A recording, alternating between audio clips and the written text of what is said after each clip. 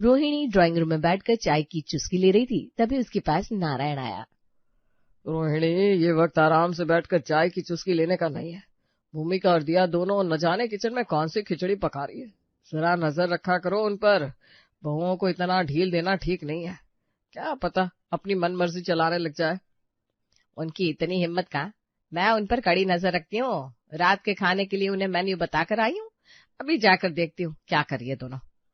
रोहिणी रसोई में जाती है तो भूमिका सब्जी काट रही थी और दिया आटा लगा रही थी। भूमिका बहू, तुझे एक बार में कोई बात समझ में क्यों नहीं आती? तुझे इस घर में आए हुए 4 साल हो गए, लेकिन अभी तक तूने इस घर के तौर तरीके नहीं सीखे। क्या हुआ माँ जी? मैंने तुझसे क्या कहा था? कढ़ाई में पहले गोभी डालकर फ्राई कर लेना, उसके बाद उसे निकाल कर फिर आलू मटर डालना। तूने आलू गोभी मटर सब एक साथ डाल दिया। अरे ऐसे सब्जी में स्वाद थोड़ी ना आएगा। माँ जी, सारी सब्जियां अलग अलग फ्राई करने से तेल बहुत खर्च होता है और ज्यादा तेल हमारी सेहत के लिए ठीक नहीं है ना, इसलिए मैंने सारी सब्जियां एक साथ डाल दी। तू ना ज्यादा दिमाग ना चलाया कर, जितना कहती हूँ उतना ही कर। ठीक है माँ जी, अब से आप जैसा कहेंगी वैसा ही करूंगी। अब क्या? अब तो तूने सब्जी का सत्यानाश कर ही दिया। अब बारी थी दिया की। रोहिणी दिया के काम में भी टोका टोकी करती है। ए दिया बहू, क्या कर रही है तू? माँ जी, आटा लगा रही हूँ। इतना कहती ही दिया आटे में थोड़ा सा नमक मिला देती है। अरे अरे अरे, ये तूने क्या कर दिया? दिया घबरा जाती है और नमक का डब्बा उसके हाथ से छूटकर फर्श पर गिर जाता है। क्या हुआ माँ जी? आटा में नमक मिलाने की क्या जरूरत थी और सारा नमक बर्बाद कर दिया। माँ जी, वो रौनक ने कहा था कि आज उनका नमक वाली रोटी खाने का मन है।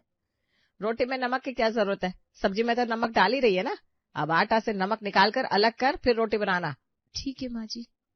एक दिन अगर मैं ना देखूं तो इस घर में न जाने क्या हो जाए। रोहिणी बड़बड़ाती हुई वहां से चली जाती है और नारायण के पास बैठ जाती है। थोड़ी देर के बाद भूमिका घर से बाहर जाने लगती है। भूमिका बहू, इस वक्त पर कहाँ जा रही है? पापा जी, बाजार से नमक लाने जा रही हूँ। अभी कौन सी दुकान खुली होगी भाई? पापा जी, अभी तो रात के 8 बजे है। नुक्कड़ के पास वाली बाजार रात 10 बजे तक खुली रहती है। रहने दो खुली, तुझे वहां जाने की कोई जरूरत नहीं है। लेकिन पापा जी, कल सुबह के लिए घर में नमक नहीं है। घर में नमक होगा कैसे?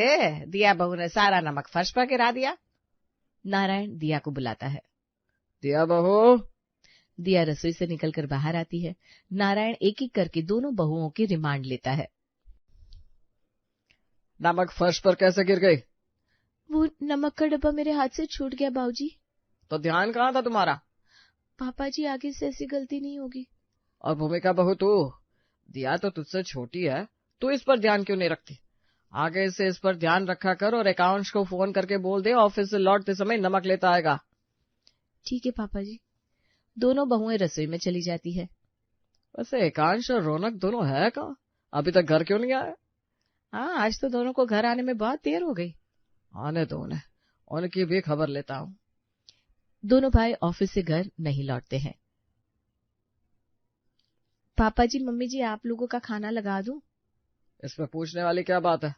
हम रोज 9 बजे खाना खाते हैं तो आज भी 9 बजे खाना खाएंगे। अब तो 9:05 हो चुके हैं। भूमिका बहू, मुझे 5 मिनट की भी देरी बर्दाश्त नहीं है। मुझे खाना चाहिए एकदम टाइम पर, ठीक 9 बजे। पापा जी, कल से आपको खाना ठीक 9 बजे मिल जाया करेगा। चल जा, आप जल्दी से खाना लगा। भूमिका सास ससुर के लिए खाना लगाती है। दोनों खाना खा रहे थे तभी एकांश और रौनक अपने अपने ऑफिस से घर लौटते हैं। दोनों की घर में एंट्री होते ही नारायण उन्हें अपने पास बुलाकर डांटता है। एकांश, रौनक। जी पापा। दोनों नारायण के पास आते हैं। तो आ रहे थे, ये घर आने का वक्त है? पापा, आज मेरे ऑफिस में जरूरी मीटिंग थी। मीटिंग रात को 8 बजे खत्म हुई। मीटिंग खत्म होते ही मैं फौरन निकल गया। ये रात के 8 बजे तक कौन सी मीटिंग चलती है? मुझे मत सिखा, मैंने भी नौकरी की है। जी पापा। और रौनक, तो कहाँ था? पापा, आज मेरे कुछ क्लाइंट आ गए थे, उन्हें डिनर पर लेकर गया था। हम यहाँ खाने की टेबल पर तेरा इंतजार कर रहे हैं और तू अपने क्लाइंट को डिनर करा के आ रहा है। तूने भी खा ही लिया होगा। नहीं पापा, मैंने खाना नहीं खाया। खाना नहीं खाया तो मेरे पर कोई एहसान नहीं कर दिया। कान खोल कर सुन लो तुम दोनों, कल से रात के 9 बजे तुम दोनों मुझे खाने की टेबल पर चाहिए। मैं कुछ नहीं जानता, इस घर का यही रूल है, समझे? बेटा, घर के कुछ कायदे कानून होते हैं जिन्हें सबको मानना पड़ता है, और ये तो तेरे पापा है, इनकी बात तो तुम दोनों को माननी पड़ेगी। जी पापा जी, जी मम्मी जी, हम समझ गए। कल से हम समय पर घर आ जाएंगे। एक सुबह दोनों बहुएं छत पर कपड़े सुखाते हुए आपस में बातें कर रही थी। दिया, आज तो सुबह सुबह मोनू ने बेड पर उल्टी कर दी। सारे कपड़े चादर सब खराब कर दिया, काम और बढ़ गया। कोई ना भाभी, बच्चों के साथ तो ये सब लगा रहता है, आप ध्यान रखना कहीं उसकी तबीयत ज्यादा खराब ना हो जाए। डॉक्टर के पास ले जाओ ना उसे। तू तो जानती है, हम घर का काम पूरा किए बिना यहाँ से हिल भी नहीं सकते। धीरे बोलो भाभी, कहीं मम्मी जी पापा जी ने सुन लिया तो हमारी क्लास लग जाएगी। उसी समय रोहिणी छत पर आ जाती है। भूमिका, दिया, ये कोई छत पर गप करने का वक्त है? न चाय मिली न नाश्ता मिला। तुम दोनों को घर के काम की कोई चिंता है कि नहीं? माँ जी, हम गप करने नहीं आए। मोनू ने सुबह बेड पर उल्टी कर दी थी, मैंने सारे कपड़े धोए, वही सुखाने आई हूँ। और दिया बहू, तू क्या कर रही है यहाँ पर? चल रसोई में जा। माँ जी, मैं भाभी की हेल्प करने आई थी। घर का काम हो जाएगा माँ जी, अभी हम चाय और नाश्ता बना देंगे, आप चिंता मत करो। आपको मंदिर जाना है तो आप मंदिर हो आओ, जब तक आप मंदिर से वापस आओगे आपको चाय और नाश्ता तैयार मिलेगा। नहीं, जब तक तुम दोनों रसोई में जाकर अपना अपना काम शुरू नहीं कर देती मैं मंदिर नहीं जाऊंगी। दोनों बहुएं कपड़े सुखाने के लिए डालती है, तब तक रोहिणी वहीं खड़ी होकर उन्हें देखती रहती है। उसके बाद दोनों रसोई में जाती है, रोहिणी भी उनके पीछे पीछे रसोई में जाती है। जब दोनों चाय और नाश्ता बनाना शुरू करती है तब जाकर रोहिणी वहां से खिसकती है। इसी तरह एक दिन भूमिका और दिया अपने अपने पतियों के साथ बाजार जा रही थी। कहाँ चल दिया तुम सब? पापा, आज हमारा मूवी देखने का प्लान था, हम लोग थिएटर जा रहे हैं। हमसे पूछना तो दूर, हमें बताना भी जरूरी नहीं समझा? अब हमारे बच्चे बड़े हो गए जी, अभी हमसे क्यों कुछ पूछेंगे, क्यों बताएंगे कुछ? हाँ भाई, मैं तो भूल ही गया था, ये अब अपनी मर्जी के मालिक है। नहीं पापा, ऐसी बात नहीं है। बात तो ऐसी है ना बेटा, अब हम दोनों बूढ़ों को कौन पूछता है, हम तो बेकार हो गए। बूढ़े हो जाने के बाद लोग फालतू हो जाते, उनकी घर में कोई अहमियत ही नहीं होती। रोहिणी शुरू हो जाती है तो फिर चुप होने का नाम ही नहीं लेती। तभी रोहिणी की सहेली बबीता, जो कि मोहल्ले में रहती है, वो रोहिणी को आवाज देती है। रोहिणी जी इधर तो देखिए। लेकिन रोहिणी बबीता की ओर ध्यान ही नहीं देती। मम्मी जी, बबीता आंटी आपको बुला रही है। मम्मी जी। रोहिणी भूमिका की बात पर भी कोई ध्यान नहीं देती, वो लगातार चारों को डांटती रहती है। तुम लोगों को क्या लगता है इस तरह अपनी मन मर्जी चला लोगे और हम देखते रह जाएंगे? हमारे जीते जी ये नहीं होगा, समझे? अरे बेटा, अभी हम जिंदा है। पापा, ये आप कैसी बात कर रहे हैं? भगवान करे आप हमेशा हमारे साथ रहे और स्वस्थ रहे। ये सब सिर्फ कहने की बातें हैं बेटा। इधर रोहिणी को बुलाते हुए बबीता उनके घर तक आ जाती है। नारायण और रोहिणी बबीता के सामने भी अपने बच्चों को नहीं छोड़ते और उन्हें खूब खरी खोटी सुनाते हैं। घर में हर शनिवार खाने में खिचड़ी बनती थी। उस दिन भी शनिवार था और भूमिका ने कुकर में खिचड़ी चढ़ाई थी। तभी नारायण अपने दोस्तों से फोन पर बातें कर रहा था। अरे तू यहीं आ जा यार, चारों मिलकर महफिल जमा देंगे। मैं संजय और पलाश को भी बुला लेता हूँ। नारायण फोन रख देता है और थोड़ी देर में उसके तीनों दोस्त घर आ जाते हैं। अरे आ गई मेरी मित्र मंडली, आ गई मेरी जान महफिल की, आइए आइए आइए। हाँ भाई, तुमने बुलाया और हम चले आए। तूने बुलाया था तो हमें तो आना ही था। नारायण अपने दोस्तों के साथ बातें करने लगता है। इधर रसोई में खाना बना रही भूमिका सोचती है, अभी तो खाने का वक्त हो रहा है और मैंने खाने में खिचड़ी बनाई है, कहीं ऐसा ना हो कि पापा जी खाने की कोई नई फरमाइश कर दे। भूमिका का डर सच साबित हो जाता है। नारायण रसोई में आता है। भूमिका बहू, मेरे दोस्त आए हैं तो उनके लिए कुछ अच्छा खाना बना लो। लेकिन पापा जी खाना तो बन चुका है। क्या बनाया है खाने में? आज शनिवार है ना, तो मैंने खिचड़ी बनाई है। भूमिका बहू, मेरे दोस्त खिचड़ी थोड़ी ना खाएंगे। नारायण अपने दोस्तों से पूछता है। प्रमोद, संजय, पलाश, तुम तीनों खाने में क्या खाओगे बताओ? यार छोले बनवा दे। नहीं नहीं यार, ऐसा कर मलाई मशरूम बनवा ले, उसके साथ कचौरियां अच्छी लगेगी। सिर्फ मशरूम की सब्जी और कचौरी से पेट कहाँ भरेगा। नारायण, तू खाने में मटर पुलाव और चने दाल का तड़का भी बनवा लेना। ठीक है। और मीठे में क्या खाएगा? अरे मीठे में भी कुछ मंगवा ले यार। अरे कुछ भी क्या होता है? गुलाब जामुन मंगा ले, बस हमारे लिए तो इतना काफी है। नारायण रसोई में जाकर भूमिका को खाने की लंबी लिस्ट थमा देता है। पापा जी, घर में मशरूम, मलाई और गुलाब जामुन नहीं है, बाजार से लाने पड़ेंगे। तो कहाँ है मेरे दोनों लाडले? आज दोनों की छुट्टी है ना, मंगा लो उनसे, बेड पर ही पड़े होंगे। ठीक है पापा जी। भूमिका अपने कमरे में जाती है जहाँ एकांश और रौनक टीवी देख रहे थे। वो एकांश से कहती है, जल्दी से बाजार से सारा सामान ला दो। भैया मैं भी आपके साथ चलता हूँ। दोनों भाई सामान लाने बाजार जाते हैं। मिठाई की दुकान पर भीड़ होने के कारण उन्हें घर लौटने में देरी हो जाती है। भूमिका बहू, खाना बन गया क्या? पापा जी अभी बाजार से सामान नहीं आया। थोड़ी देर के बाद एकांश और रौनक सामान लेकर घर आते हैं। नारायण उन्हें अपने दोस्तों के सामने ही डांटने लगता है। कहाँ रह गए थे तुम दोनों? जरा सा सामान लाने में इतना वक्त लगता है क्या? तुम दोनों को मैनर्स पता है कि नहीं? घर में मेहमान आते हैं तो उन्हें समय पर खाना दिया जाता है। दोपहर का खाना शाम के 4 बजे कौन खाएगा? पापा जी वो मिठाई की दुकान पर भीड़ बहुत थी, इस कारण हमें लेट हो गया। तुम मशरूम और मलाई लेकर पहले आ जाते, कम से कम सब्जी तो बन जाती। सॉरी पापा जी। अपनी सॉरी अपने पास रखो और मेहमानों के सामने जरा तमीज से पेश आना सीखो। न जाने तुम लोग संस्कार और तहजीब कब सीखोगे। सबके सामने डांट सुनकर दोनों भाई मुंह बनाए रसोई में आते हैं और सारा सामान रसोई में रखकर अपने कमरे में चले जाते हैं। भूमिका और दिया दोनों खाना बना रही थी। भूमिका भाभी आपको नहीं लगता मम्मी पापा को अब कुछ ज्यादा ही हो रहा है? हाँ, अब तक तो हमें और हमारे पतियों को घर में डांटते थे, अब पड़ोसी और दोस्तों के सामने भी डांटना शुरू कर दिया। बस बहुत हो गया, मैं अब रौनक की बेइज्जती बिल्कुल बर्दाश्त नहीं करूंगी। अरे पर हम कर भी क्या सकते हैं दिया? बंटवारा। बंटवारा? हाँ दीदी, हम बच्चे नहीं है, हमें भी अपनी जिंदगी अपने हिसाब से जीनी है। ये तभी हो सकता है जब हम बंटवारा करा के अलग हो जाए, क्योंकि जब तक हम एक साथ रहेंगे हमें रोज मम्मी पापा की डांट सुननी होगी, हर चीज में उनकी रोक टोक सहनी होगी। अरे लेकिन हम बंटवारा कराएंगे कैसे? भाभी हमें रसोई का बंटवारा कराना होगा। एक बार हमारी रसोई अलग हो गई तो समझो बंटवारा हो गया। हाँ, रसोई ही तो सबसे मेन है, यहीं से इनकी टोका टोकी शुरू होती है। तू ठीक कह रही है, हमें रसोई का बंटवारा कराना ही होगा। अगले दिन भूमिका और दिया रसोई में खाना बना रही थी और लड़ने का नाटक करती है। रसोई से बर्तनों के गिरने की आवाज आती है। बस दिया, अब मैं कुछ नहीं सुन सकती। मेरे बेटे को अभी मैगी खानी है तो मैगी अभी ही बनेगी। भूमिका भाभी, आप तो राई का पहाड़ बना रही हो, मैंने मैगी बनाने से कब मना किया? मैं तो बस इतना कह रही हूँ कि मैं पराठे बनाकर हट जाती हूँ, फिर आप मैगी बना लेना। अरे क्यों लड़ रही हो तुम दोनों? भूमिका बहू, तो दूसरे बर्नर पर मैगी बना ले। दूसरे बर्नर पर दिया रौनक के लिए चाय बना रही है। अरे तो थोड़ी देर रुक जाना, चाय बनाने में कितना वक्त लगता है? माँ जी चाय के बाद मैं अपने लिए पोहा भी बनाऊंगी, आज मेरा पेट कुछ ठीक नहीं है, मैं नाश्ते में कुछ हल्का खाना चाहती हूँ। देखा देखा माँ जी, ये हमेशा ऐसा ही करती है।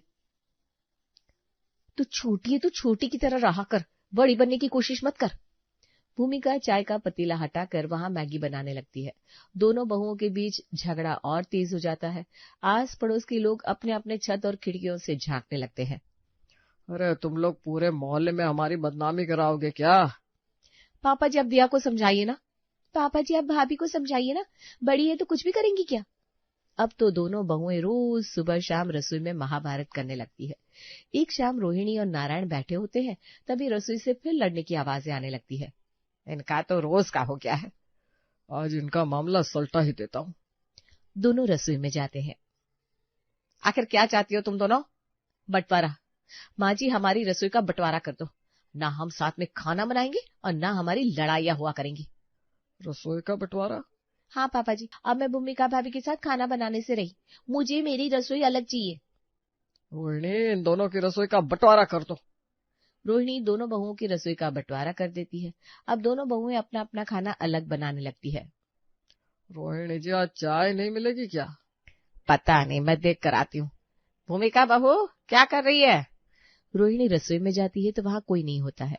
वो भूमिका के कमरे के पास जाती है तो दरवाजा अंदर से बंद था। उसके बाद वो दिया के कमरे में जाती है। दिया बहू, ओ दिया बहू, लेकिन अंदर से कोई आवाज नहीं आती। रोहिणी दरवाजा खटखटाती है लेकिन बाहर कोई निकल कर नहीं आता। वो नारायण के पास जाती है। क्या हुआ? रसोई में तो कोई नहीं है, दोनों बहुएं अभी तक सो रही है। अभी तक सो रही है? सुबह के 8 बज गए। मैं ही चाय बनाकर लाती हूँ। रोहिणी रसोई में जाकर चाय बनाती है और साथ में कुछ नाश्ता भी बना लेती है। नारायण और रोहिणी चाय और नाश्ता करके बैठे होते हैं कि तभी दिया और भूमिका उबासियां लेती हुई 9 बजे अपने अपने कमरे से बाहर आती है। आज तुम दोनों ने उठने में कितनी देरी कर दी, घड़ी तो देखो जरा। माँ जी आज संडे है ना, एकांश की छुट्टी है, इसलिए हम देर तक सोते रहे। और दिया बहू, तू भी संडे मना रही थी क्या? माँ जी, संडे का ही तो दिन मिलता है जिस दिन हम थोड़ा आराम कर सकते हैं। चल जल्दी सब खाना बना ले भूमिका तू। माँ जी, आज तो हमारा बाहर लंच का प्लान है। मोनू को मॉल लेकर जाना है। वो कई दिनों से जिद कर रहा है घुमा दो घुमा दो, तो आज हम उसे लेकर मॉल जाएंगे और बाहर ही लंच करेंगे। रोहिणी दिया की ओर देखती है। माँ जी, मैं और रोहन उनकी दोस्त के घर जा रहे हैं। उनका दोस्त है ना शिवांश, उसने आज अपने प्रमोशन की पार्टी रखी है, तो हम देर रात ही घर आएंगे। ठीक है बहू। थोड़ी देर में दोनों बेटे अपने अपने परिवार के साथ बाहर चले जाते हैं।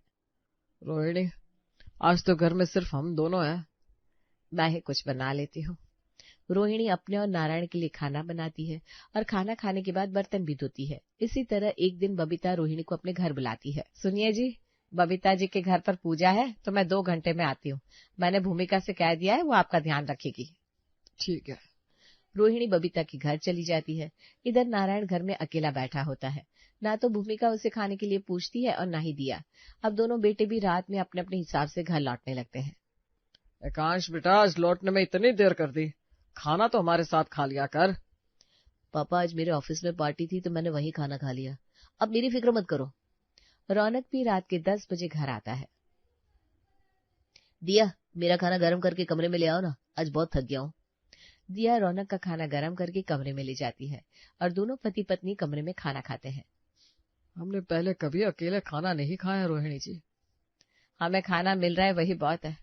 जिस तरह से घर का माहौल है, मुझे लगता है कभी हम दोनों को कमंडल लेकर हिमालय पर ना जाना पड़ जाए। बंटवारा होने के बाद अब दोनों बहुएं भी अपनी मन मर्जी से चलती है। कभी भूमिका अपनी सहेलियों के साथ किटी पार्टी में जाती और देर रात घर लौटती, तो कभी दिया अपने मायके। दिया बहू, तू तो 10 दिन से दिखाई नहीं दी, कहीं बाहर गई थी क्या? मम्मी जी, मैं अपने मायके गई थी। मेरे भतीजे रेयांश का बर्थडे था ना, जब गई तो भैया भाभी ने रोक लिया। कहने लगे जब से तू ससुराल गई है हमें तो भूल ही गई है। और तू 10 दिन वहीं रुक गई? जी मम्मी जी। अच्छा किया। बेटे बहुओं का बदला हुआ व्यवहार देखकर नारायण और रोहिणी को समझ में आ जाता है, कहीं न कहीं ये उनके व्यवहार का प्रतिरूप है। रोहिणी, अब हमारे बच्चे सारी चीजें अपने हिसाब से करने लगे, और ये सब हमारी वजह से हुआ है। शायद तुम ठीक कह रही हो। नारायण और रोहिणी को अपनी अपनी गलती का एहसास हो जाता है, लेकिन तब तक बहुत देर हो चुकी थी। जब बच्चे बड़े हो जाते हैं तो माता पिता को उनकी जिंदगी में जरूरत से ज्यादा इंटरफेयर नहीं करना चाहिए। उन्हें उनकी जिंदगी उनके हिसाब से जीने देना चाहिए। इससे माता पिता के रिस्पेक्ट और परिवार की एकता बनी रहती है। रवि ड्राइंग रूम में बैठकर अखबार पढ़ रहा होता है, तभी वहां नक्श आता है। भैया, आप यहाँ अकेले बैठे हो, भाभी कहाँ है? युक्ता अपनी सहेलियों के साथ बाजार गई है। क्या भैया, भाभी आपको अकेले छोड़कर बाजार कैसे चली गई? अकेले नहीं गई है, उसकी सहेलियां उसके साथ हैं। लेकिन आप तो उनके साथ नहीं हो ना, आपको उनके साथ होना चाहिए था। नक्श, मैं उसके साथ बाजार गया या नहीं गया, इससे क्या फर्क पड़ता है? बहुत फर्क पड़ता है भैया। आप दोनों पति पत्नी हो, आप दोनों को हर काम एक दूसरे के साथ करना चाहिए। ऐसा जरूरी नहीं होता है नक्श। युक्ता की भी अपनी लाइफ है, उसकी सहेलियां हैं, वो जहां चाहे वहां जा सकती है। उसे हर वक्त मेरे साथ होने की कोई जरूरत नहीं है। नक्श मन ही मन सोचता है, भैया भाभी में तो प्यार ही नहीं है। प्यार क्या होता है ये तो इन्हें हम सिखाएंगे।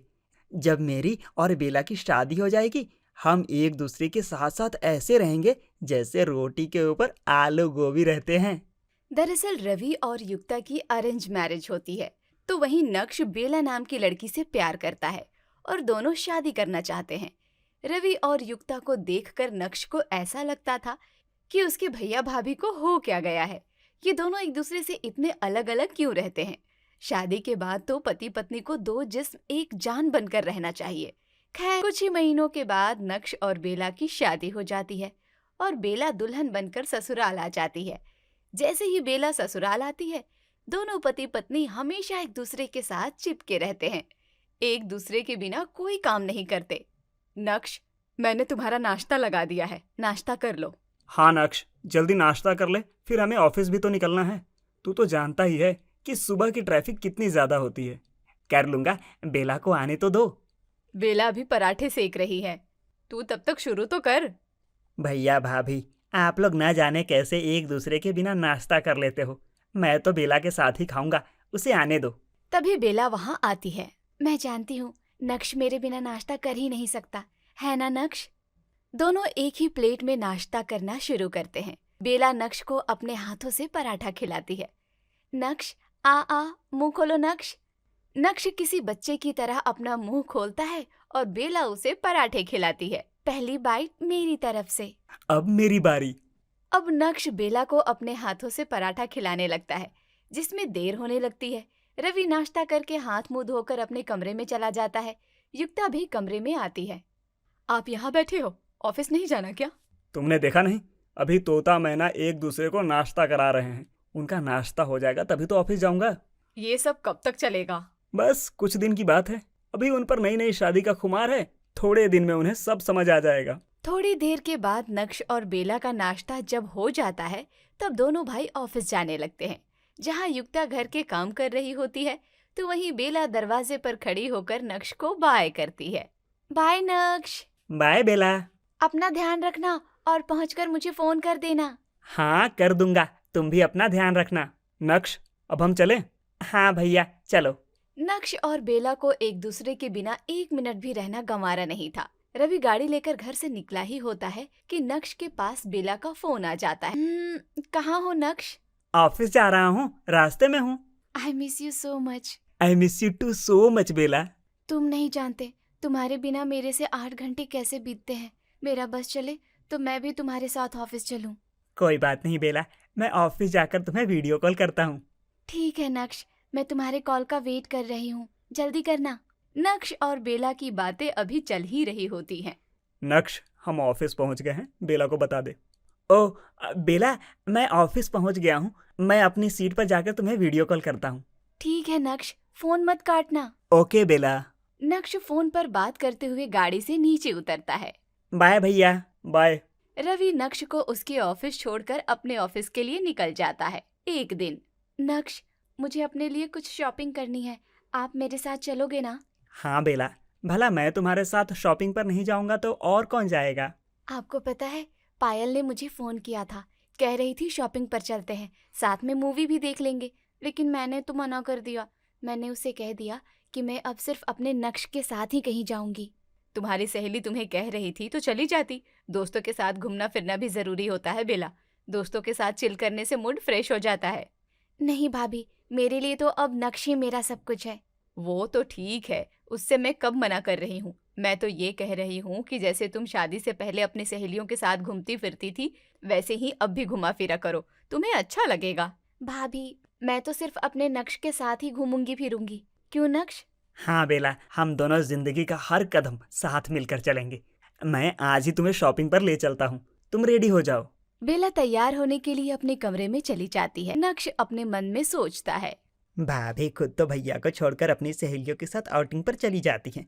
जैसे इन दोनों के बीच प्यार नहीं है, हमें भी वैसा ही समझ लिया है। अरे भाई, हम दोनों लव कपल हैं, इनकी तरह थोड़ी ना है कि लाइफ में कोई रोमांस ही ना रहे। थोड़ी देर में बेला तैयार होकर अपने कमरे से बाहर आती है। चले नक्श? हाँ बेला चलो। दोनों एक दूसरे के हाथ में हाथ डालकर शॉपिंग पर निकल जाते हैं। इसी तरह नक्श भी अपने दोस्तों के साथ कहीं नहीं जाता। एक दिन उसके ऑफिस के कुछ दोस्त बाहर घूमने जाने का प्लान बनाते हैं। नक्श, इस वीकेंड 3 दिनों की छुट्टी मिल रही है। मैं, वासु, सौरभ और आदित्य मनाली घूमने का प्लान बना रहे हैं। तुम भी हमारे साथ चल रहा है ना? नहीं यार, तुम लोग जाओ, मैं नहीं जाऊंगा। अरे क्या हुआ यार, शादी से पहले तो तुम हमारे साथ खूब घुमा करता था। ऑफिस की छुट्टियों पर हम अक्सर कहीं ना कहीं जाया करते थे।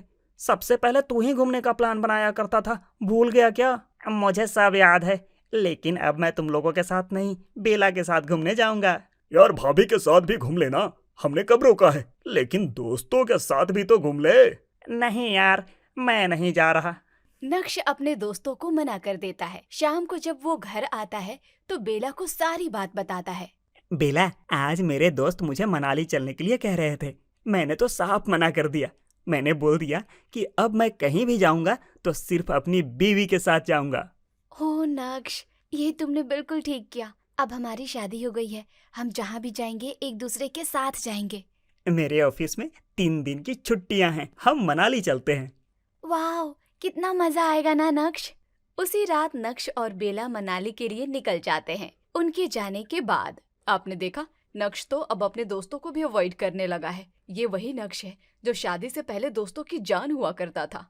ये सब ज्यादा दिन नहीं चलने वाला है। बहुत जल्द दोनों को एहसास हो जाएगा कि रिश्ता मेंटेन करने के लिए एक दूसरे को स्पेस देना कितना जरूरी होता है। हाँ, अच्छा सुनो, मेरी कॉलेज की सहेली है ना किरण। हाँ, क्या हुआ उसे? ना, उसे कुछ नहीं हुआ। कल उसके घर में किटी पार्टी है। तो मुझे क्यों बता रही हो? जाओ अपनी सहेलियों के साथ पार्टी एंजॉय करो। और हाँ, खा पी कर आना, मेरी चिंता मत करना, मैं ऑफिस में खाना खा लूंगा। ठीक है। उधर नक्श और बेला एक दूसरे से हमेशा चिपके रहते हैं, तो इधर रवि और युक्ता एक दूसरे को प्यार करते हुए, एक दूसरे की निजता का सम्मान करते हुए अपने सारे काम करते हैं। नक्श और बेला की शादी को कुछ महीने बीत जाते हैं। एक दिन नक्श का बचपन का दोस्त नवीन उसे फोन करता है। अरे यार नक्श, तू तो शादी के बाद हमें भूल ही गया। अरे नहीं यार, ऐसी कोई बात नहीं है। और नहीं तो क्या, हमेशा बीवी के पल्लू से बंधा रहता है, फोन भी नहीं करता। कैसी बात कर रहा है तू? मैं बीवी के पल्लू से बंधा नहीं हूँ। ऐसी बात है तो फिर आज शाम कॉफी हाउस आ जा, कुणाल भी आ रहा है। बहुत दिन हो गए हैं हम तीनों ने एक साथ बैठकर कॉफी नहीं पी। ठीक है, ऑफिस के बाद मिलता हूँ। शाम को ऑफिस के बाद नक्श कॉफी हाउस जाता है, जहाँ उसके दोस्त उसका इंतजार कर रहे होते हैं। आ गया हमारा यार, तू तो ईद का चांद हो गया है। शादी के बाद ऐसे गायब हुआ है जैसे गधे के सर से सींग। ऐसा कुछ नहीं है यार, चल कॉफी ऑर्डर करते हैं। नक्श कॉफी ऑर्डर करता है और तीनों दोस्त कॉफी पीते हैं। कॉफी पीने के बाद तीनों शॉपिंग कॉम्प्लेक्स में घूमने लगते हैं, जहाँ नक्श को शो पीस में एक शर्ट और ट्राउजर पसंद आ जाता है। नक्श उसे पास जाकर देखने लगता है। क्या बात है, पसंद आ रहा है क्या? हाँ यार, फॉर्मल है, ऑफिस के लिए अच्छा रहेगा। तो इतना क्या सोच रहा है, ले ले। नहीं यार, अभी नहीं ले रहा। हाँ भाई, भाभी से पूछेगा तभी तो लेगा ना। अरे ऐसी बात नहीं है यार, चल ले ही लेता हूँ। नक्श कपड़े खरीद लेता है। इसी बीच नक्श के पास बार बार बेला का फोन आने लगता है। नक्श, कहाँ हैं आप? रात के 8 बज गए हैं, आप अभी तक घर नहीं आए। बेला, मैं बस आ रहा हूँ, तुम चिंता मत करो, मैं 10 मिनट में घर पहुँच जाऊंगा। चलो यार, अब बहुत देर हो गई है, अपने अपने घर चलते हैं। हाँ हाँ, भाभी ने तेरी चाबी जो घुमा दी। ऐसी बात नहीं है यार, ऐसी बात नहीं है तो फिर थोड़ी देर और रुक जा। चल रुक जाता हूँ, अब भूख लग रही है यार। चल रोल खा लेते हैं, वैसे भी हमने बहुत दिनों से बाहर का कुछ नहीं खाया। नक्श को बहुत भूख लगी होती है, वो दोस्तों के साथ रोल खा लेता है, जिसके बाद तीनों अपने अपने घर चले जाते हैं। नक्श जब घर पहुंचता है, नक्श, रात के 9 बजे हैं, इतनी देर तक आप कहाँ थे? बेला, आज नवीन और कुणाल से मिलने चला गया था, उन्होंने कॉफी पर बुलाया था। बेला को गुस्सा आ जाता है।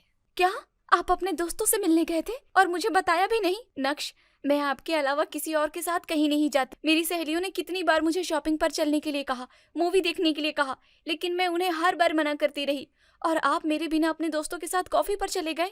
बेला, इसमें इतना नाराज होने की क्या जरूरत है, मैं अपने दोस्तों के साथ ही तो गया था। लेकिन मुझे बिना बताए क्यों गए?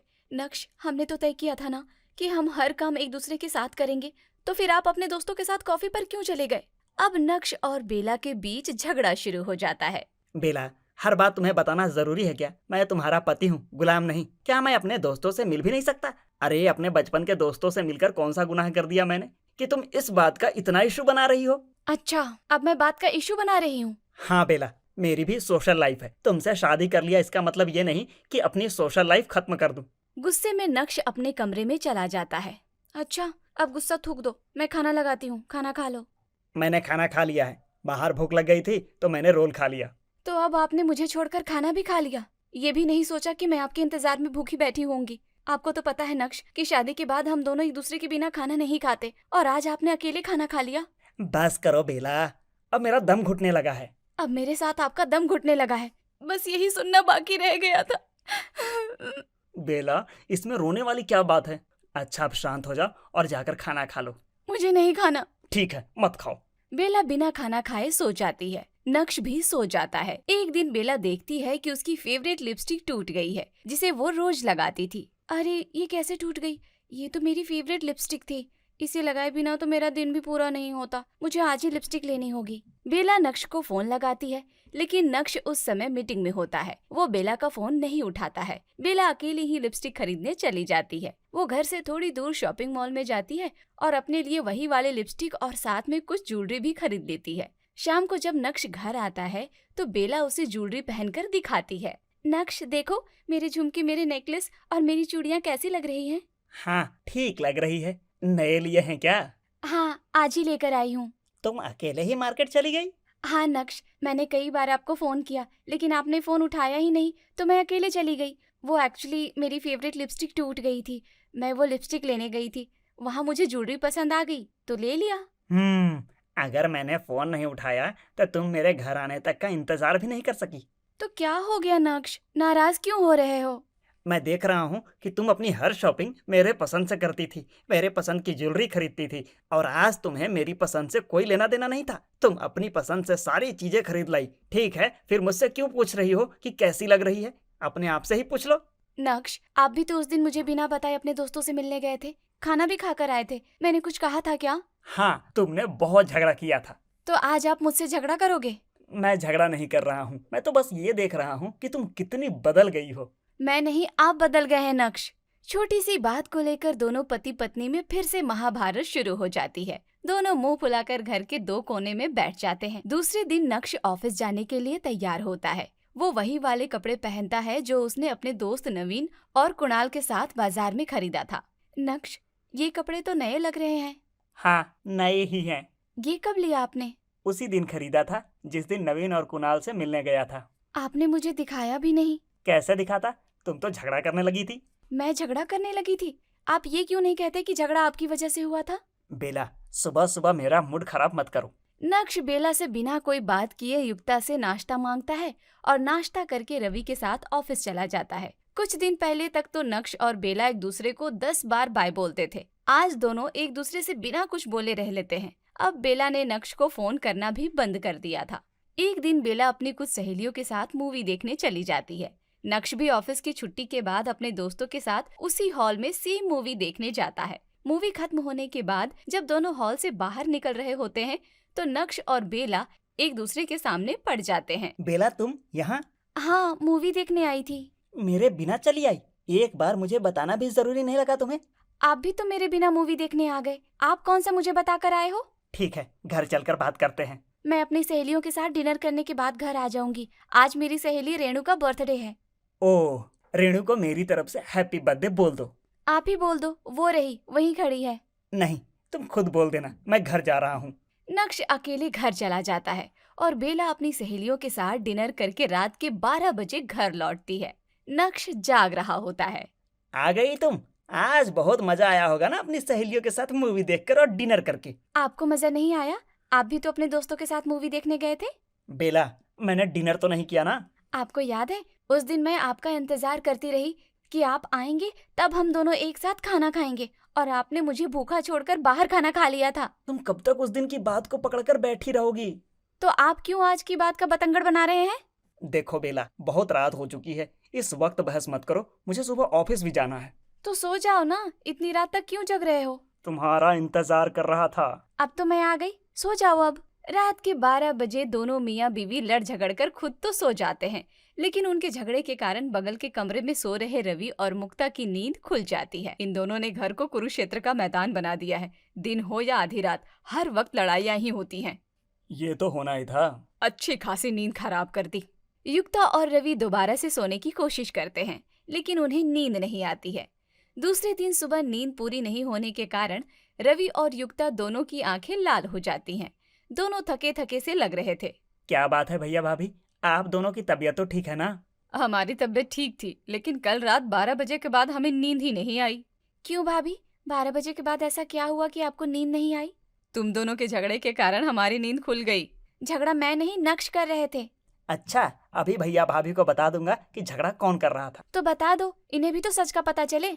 नक्श और बेला सुबह सुबह झगड़ना शुरू कर देते हैं। नक्श, बेला, तुम दोनों चुप हो जाओ। नक्श और बेला, मैं तुम दोनों से कुछ कहना चाहता हूँ। जी भैया, बोलिए, क्या बात है?